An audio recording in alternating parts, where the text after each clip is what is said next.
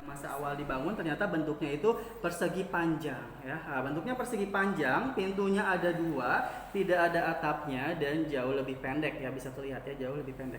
Nah, lalu kenapa tuh sekarang jadi kotak dan adanya setengah lingkaran di depannya yang terkenal sebagai Hijr Ismail, namun ini nama aslinya adalah Al-Hijr yang artinya bebatuan ya. Ini kenapa saya sebut Al-Hijr bukan Hijr Ismail, karena ini terjadi bukan di masa Nabi Ismail sebetulnya ya. Tapi ini terjadi di masa Rasulullah SAW. Dan di masa Nabi Ismail itu yang ini ya. Nah, kenapa dari persegi panjang jadi kotak dan adanya Al-Hijr? Jadi dulu yang pertama ini pernah hancur atau pernah roboh ya, di 5 tahun sebelum kenabian. Nah, kalau sebelum kenabian berarti di usia Rasulullah itu sekitar usia 35 ya, karena beliau menerima wahyu tadi di Gua Hiro itu di usia 40 ya.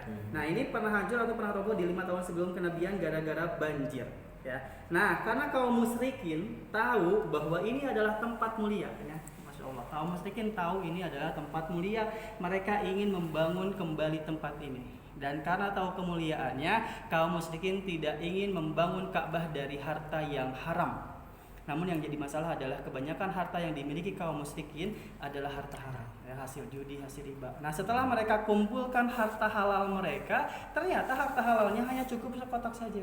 Nah, karena harta halalnya kurang, akhirnya cuma cukup sekotak saja. Namun setelah Rasulullah menjadi seorang nabi, barulah beliau mengabarkan ya, bahwa Ka'bah ini tidak sempurna katanya. Makanya dijadikan setengah lingkaran dari sisa bebatuan bangunan yang disebut Al-Hijr sebagai ciri bahwa ini bagian dari Ka'bah.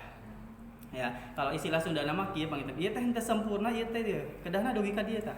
Nah, gitu ya. Karena dulunya memanjang ya. Nah, harusnya sampai sini nih Ka'bah itu. Nah, karena cuman kurang harta ya, akhirnya harta halal akhirnya cuman setengah lingkaran saja. Ini sisa-sisanya seperti itu ya.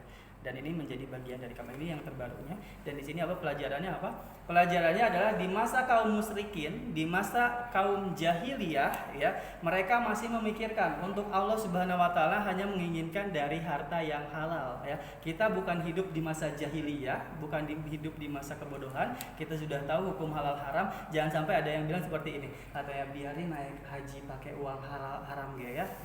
Biarin naik haji pakai uang korupsi juga ya. Yang penting kan dipakai buat ibadah katanya. Masya Allah ya, kita lebih jahil di antara orang-orang jahil pada masa dulu atau seperti apa ya, Masya Allah ya. Nah, itu hati-hati seperti itu ya.